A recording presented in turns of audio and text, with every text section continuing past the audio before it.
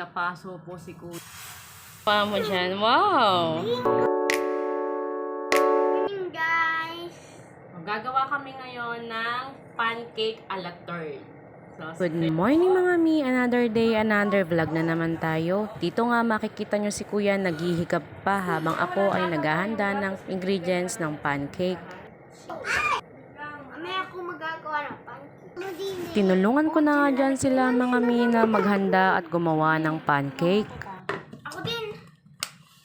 Oh, si Mela daw. Oh, Mela. Oh, sige. Ito yung gusto na lang ginagawa. I-request nila lagi yan pancake. Merienda, agahan, pancake. O, si Kuya naman. Kuya. Oh, sige. Dahan-dahan lang ha. Good job. Ako naman. Pa naman ate. Ay, 3 tablespoon. Ito na yung ginawa. Ano daw ginawa mo dyan? Wow! Maging kulay yellow.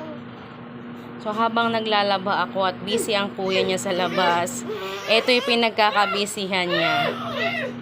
Ito yung pinagkakabisihan niya mga... Ayan o. Nag-cutic siya sa sarili niya. Maganda ba yung gawa mo?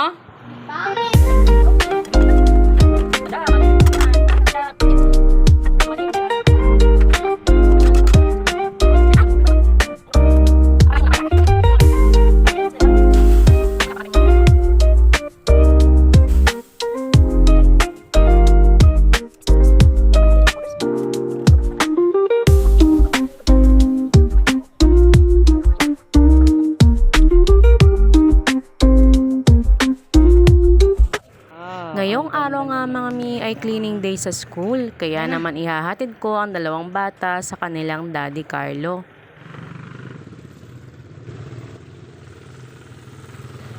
Hindi ko kasi pwedeng isama sa school ang dalawang bata at tingnan nyo naman, baha ang sasalubong sa inyo. Fast forward na nga mga mi at eto na ako, nagsisimula na ako maglinis dyan sa aking school canteen. Paano ba naman kasi na late na ako nagpagpunta at hinatid ko pa yung dalawang bata sa daddy nila. Tapos kong linisin ng mga pader, eto naman ako at magkukuskus ng flooring.